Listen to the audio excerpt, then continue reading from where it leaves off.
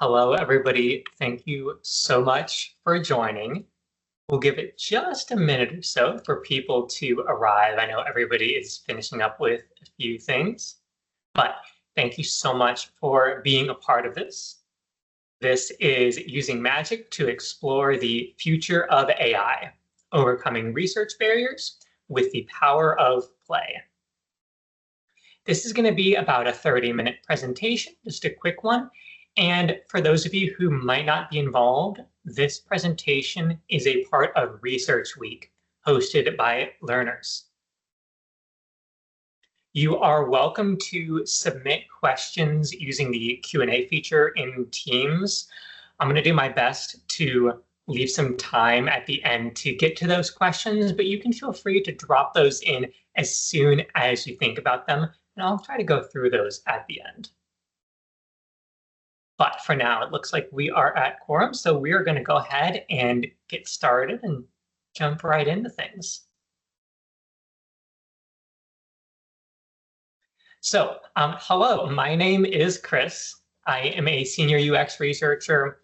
I've been a part of Ipsos for about 6 years now. I'm sharing my screen, so you should be able to see the introduction here. So at Ipsos, we are an international research and insights company covering everything from market strategy to brand health tracking and, of course, user experience as well. Now, specifically, I am a part of our UX business in North America. And within that, I am also part of our complex domains and experiences team. That means myself and a few others have the very great privilege of specializing in things like the developer experience, extended reality, and naturally, artificial intelligence. I'm also a part of our Generative AI Champions initiative that explores and socializes some of the best practices for using AI in the research process itself. Now, personally, I've worked across all sorts of industries, including social media, finance, healthcare, and a lot more during my time at Ipsos. But my focus most recently has been helping our clients craft AI-powered experiences that drive adoption, sustain retention, and create meaningful value for their users. So, chances are within the last 2 years or so, your team has been approached by leadership with a request like this. Hey, figure out what AI can do for your product and make it happen. It is a daunting request to hear, and it's one that more than a few of our clients have had to face recently. As with all great challenges, it helps first to understand what you're up against when you have a request like this. AI presents unique methodological challenges that strain traditional user research approaches. For many, AI is a black box, if you will. It's this magical thing that conjures results without revealing its inner workings. How are we supposed to understand user needs when the very technology we're discussing with them is beyond their comprehension? How do we research the unimaginable when the mechanisms remain so opaque? And that term itself, AI, it's a chameleon. It's shifting its meaning depending on who you're talking to or who's speaking. From self-driving cars to chatbots, medical diagnoses, personalized ads, AI is this catch-all phrase now that obscures the truly diverse and complex technologies that it represents. This ambiguity makes it even harder to really pinpoint user needs and expectations. And finally, we speak of AI as if it exists in the ether, that's divorced from the physical world, when in reality, it is far less ethereal than that. AI requires a vast computing power, consuming enormous amounts of energy and resources. This hidden cost on both our energy infrastructure and our environment means that AI output really needs to drive outcome. really needs to drive value for users. Companies, countries, even our planet cannot afford thoughtlessly designed AI tools. So, with all of this in mind, how do we move forward? How do we make sense of this black box, this chameleon technology with such high stakes? We believe that the answer lies in embracing the power of play through ludic design. At its core, for those unfamiliar, ludic design is a series of principles around creating playful experiences. The philosophy of ludic design challenges traditional design paradigms by recognizing that people's relationships with technology are not bound exclusively by the need for efficiency. Instead, the goal of ludic design is to use play to expand the possibilities of what tomorrow's technology can look like. And we actually propose taking this one step further by translating 3 of the ludic design principles into user research principles that can help us reimagine the future of AI. The first principle is meaning making, which is all about encouraging research participants to explore and interpret AI interactions in their own self-directed ways. The second principle concerns playfulness and experimentation. Here, user researchers must curate spaces where participants can revel in playful interactivity and imaginative scenarios around AI. Finally, the third principle calls for serendipity and reflection. This dual focus injects the unexpected into research flows and follows it up with space for participants to reflect on their spontaneous, unfiltered feelings and behaviors. By creating these playful research experiences, we can invite users to explore AI systems in an engaging yet productive way. You can imagine interactive simulations that let users experiment with different AI algorithms, seeing firsthand how they work and what biases they might hold. Think of playful visualizations that transform abstract data into tangible forms, making complex concepts more accessible, more understandable. Or we can create scenarios where users interact with AI agents, learning about their capabilities and limitations through direct experience. Ultimately, ludic design encourages us to move beyond the theoretical and into the experiential, empowers users to become active participants in the research process, enabling a deeper understanding of AI and its impact on their lives. It's about making the complex approachable, the abstract tangible, and the intimidating fun. It's about unlocking the magic of understanding through the power of play. Now, most of us are familiar with the product development lifecycle loop, from ideation to launch and back again. At Ipsos, we've seen firsthand how each stage of bringing an AI product to life can be empowered by the principles of play.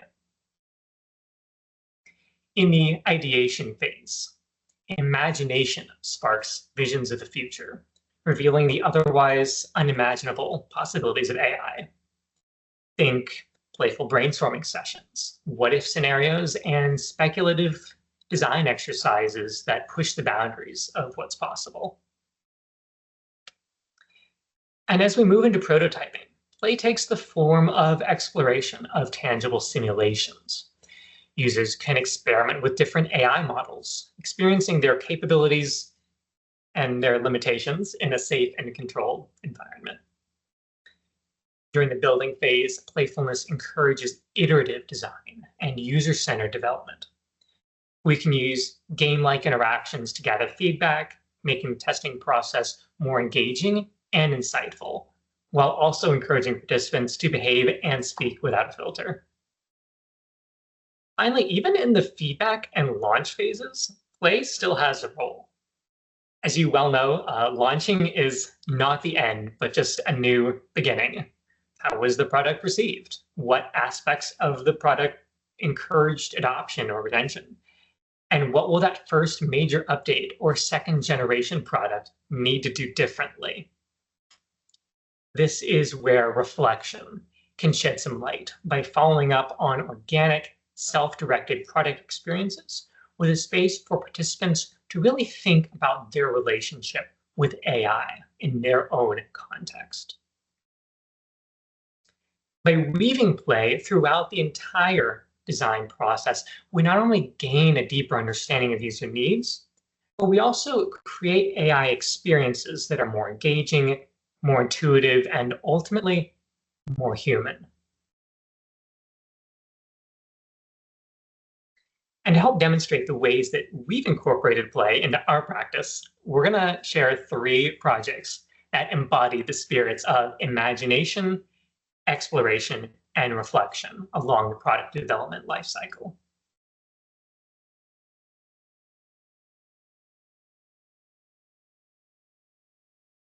About a year ago, a client approached us with some very big questions.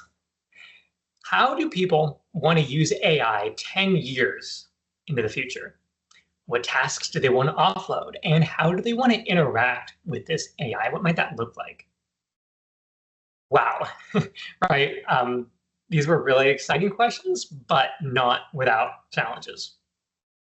Firstly, AI is rapidly evolving. Just look back a year or two ago and see how far generative AI has come. Today's assumptions about its future capabilities may be inaccurate, and that makes it hard to really formulate relevant research questions. For another thing, people's preferences and needs regarding technology are constantly changing. They're influenced by technological factors like what is possible and societal factors or what is acceptable. Research that is overly anchored in the present risks losing sight of all that can change in the next decade. To tackle these challenges, we opted to embrace the spirit of play. By stepping outside the constraints of current reality, play allowed us to envision futures beyond the immediately obvious. This is a crucial part of AI research. It helps us explore the long-term impacts and user needs that can be difficult to predict through traditional research methods. It also addresses the challenge of asking participants to project their wants and needs 10 years out. Most of us have trouble even knowing what we're going to need tomorrow or a week from now. What play does is it makes it less about accurate prediction and more about exploring the possibilities of what might be out there. And in play, not everything needs to be refined and polished. In fact, we aimed for a low-stakes environment of play that created a psychological safety net, if you will, that allowed participants to experiment and share even the most off-the-wall ideas. And that was essential for thinking critically about the future of AI because it helped us consider unconventional ideas and challenge existing assumptions without fear of judgment or failure on behalf of the participants. Playful activities also help us understand different viewpoints and build empathy for future users. This is important for responsible AI development because it helps ensure that we're considering diverse needs and the potential impacts of AI on various communities and individuals. Ultimately, by embracing this over-the-top philosophy and vibe, we create a space for a wider range of perspectives and experiences to be accounted for. Okay, so what did all of this look like in the context of this ask about envisioning AI 10 years from now? Well, we raided an Office Depot, rented an Airbnb, and got to work bringing an imaginary AI-powered world to life. In the example on this slide, we used colorful markers on a window to simulate a big interactive panel of AI suggestions and agentic actions. Things like sharing that there's a holiday market nearby or the trail, and you can invite your friends and take action through these AI-powered recommendations. We even went so far as to redo the window for each participant. We adjusted the messages to suit the interests and lifestyles that each individual participant shared with us earlier in the research. So you can kind of picture participants walk into this room, into this rented space, not knowing what to expect, and they have this spontaneous encounter with the future. And we are right there. We're able to record it and witness firsthand their reactions out loud in the moment. And that was not the only space that we did up. We even went in the bathroom. We curated a scenario where the sink needed to be repaired. We had cellophane wrap with handwritten text and maybe a little bit of imagination to transform the scene into an augmented reality collaboration with an AI assistant. So participants entered this room, and sometimes without any prompting, some participants would sort of squat down and pantomime interacting with their AI assistant in an effort to kind of mock fix this sink. Other rooms had items like projectors, whiteboards, and speakers to help add to the experience. By creating this fully immersive magical space, we turned AI's abstract possibilities into concrete and tangible experiences. And the thrill of this self-guided discovery and exploration put participants into the mindset of endless possibilities in a way that we could have never accomplished with an interview or a focus group.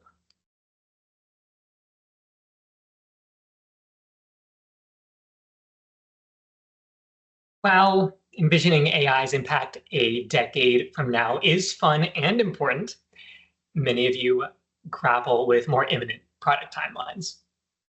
So let's shift our focus to a 1-year horizon, exploring how we used Play to design a seamless agentic AI experience where we considered things like modality preferences, the role of screens, and even the potential for interacting through augmented reality glasses. So to put yourself in the frame of mind for this engagement, imagine planning a trip, not with a website or a travel agent, but with an AI companion. This isn't science fiction, it's a glimpse into the very near future of planning. We partnered with a major tech company to explore how people might collaborate with AI agents to create and execute plans. Now, this wasn't as simple as it might first sound. Existing mental models for planning via devices like smartphones and computers are highly ingrained. All of us, even here, we have our own established routines for how we use these devices, the kinds of interactions we expect from them. And that makes it really difficult to imagine a world where some of these dynamics are turned upside down or made totally irrelevant. So in this case, rather than just ask about the future, we decided to play with it. We mixed modalities and we challenged established mental models to create opportunities for surprise and reflection. We designed a series of Wizard of Oz sessions where participants interacted with simulated AI agents across a smartphone, a laptop, and a desktop computer interchangeably as they wished. The wizard, playing the role of the AI agent, was a member of the Ipsos team who listened, spoke through, and controlled whichever device was being used at that time. They relied mostly on mental agility and some hasty Google searches to inform their interactions with participants. The participants for themselves, teenagers, young adults, and adults, all brought their own unique perspectives and hobbies to the table. We watched folks plan dream vacations, organize complex school projects, even choreograph dance routines with their AI partners. Now, this playful exploration, we were able to use it to uncover something really important: the desire for control and autonomy. Participants wanted to fine-tune the AI suggestions, personalizing its recommendations while ensuring that through doing so, their privacy wasn't being compromised. They were not looking for a passive assistant that would simply tell them what they needed to do and then they would just do it. They wanted an active collaborator. This playful approach revealed insights that traditional research methods might have missed. It allowed us to identify the strengths and the weaknesses of existing AI interfaces, and in this case, inform the design of next generation collaborative AI agents. By embracing the power of play, we were able to shape the future of human AI collaboration.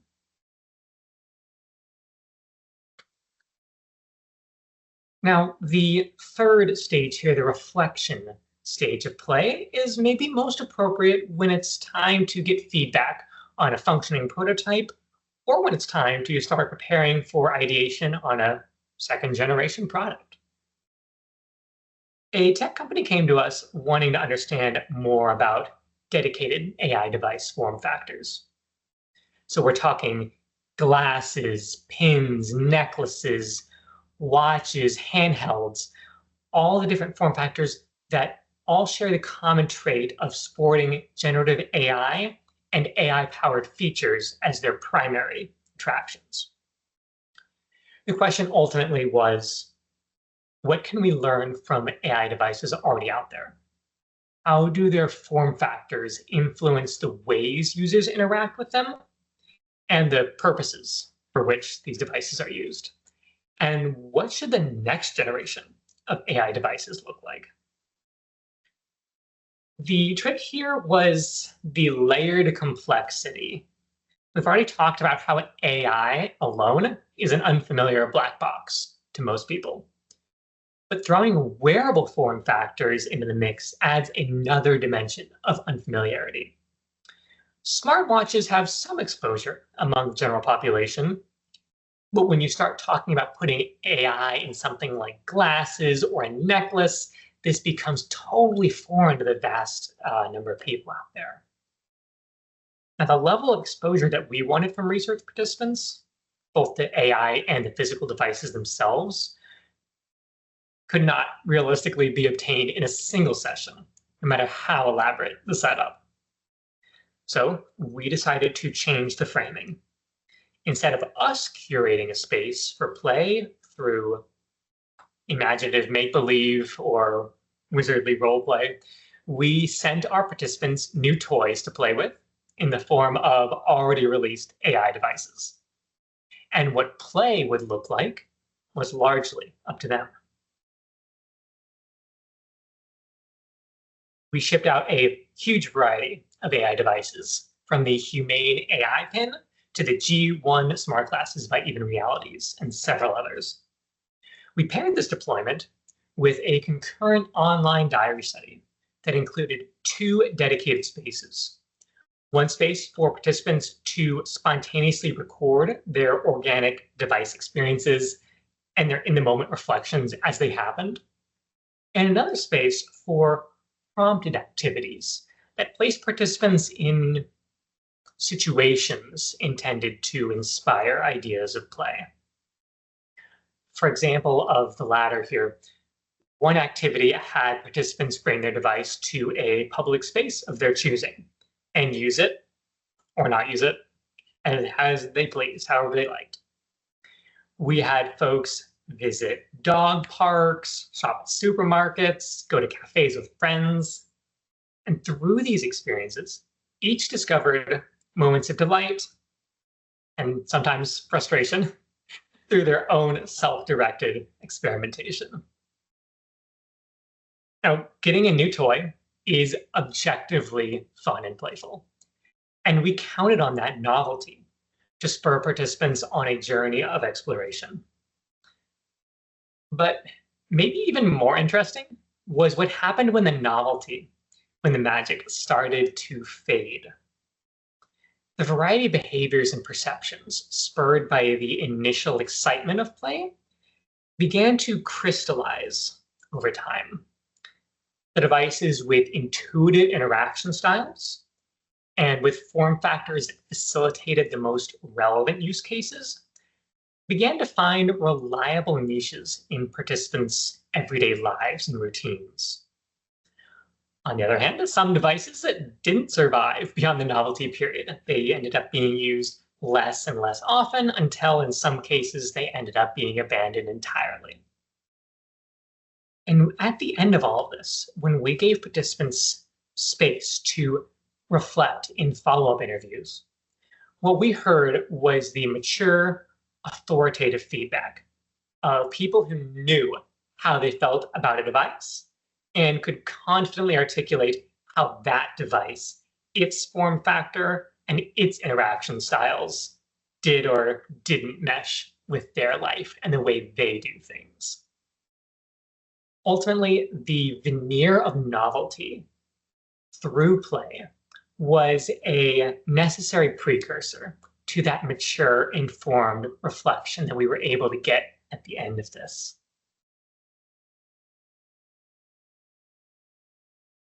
All right, so today I shared examples from 3 independent product work streams. I do want to emphasize that play can run through a single product roadmap from ideation all the way through to launch. And if you take just one thing away from our time together today, I hope it is an openness to incorporating imagination, self-directed exploration, spontaneous meaning making, and thoughtful reflection into your own research approaches. I really believe that the future of AI, both for the businesses that build it and the people that use it, has a lot to gain from a little bit of magic and the power of play. All right. Thank you so much for lending me your attention today. Once again, my name is Chris. I am a senior UX researcher at Ipsos. If anything I shared today sounded interesting, or if you'd just like to learn more about what Ipsos UX team can do for you and how we can partner with you, or if you just want to chat, don't hesitate to send me an email at christopher.walker@ipsos.com, or you can send me a DM on LinkedIn. All right, looks like we are all set. No questions. Thank you, everybody, again, for being a part of this. There will be more presentations by the Ipsos team in the future. We have an accessible UX research presentation coming up this week and the latest on digital wellness. Thank you so much again. And if you are part of Research Week, I hope you have a great week. Take care and have a great day.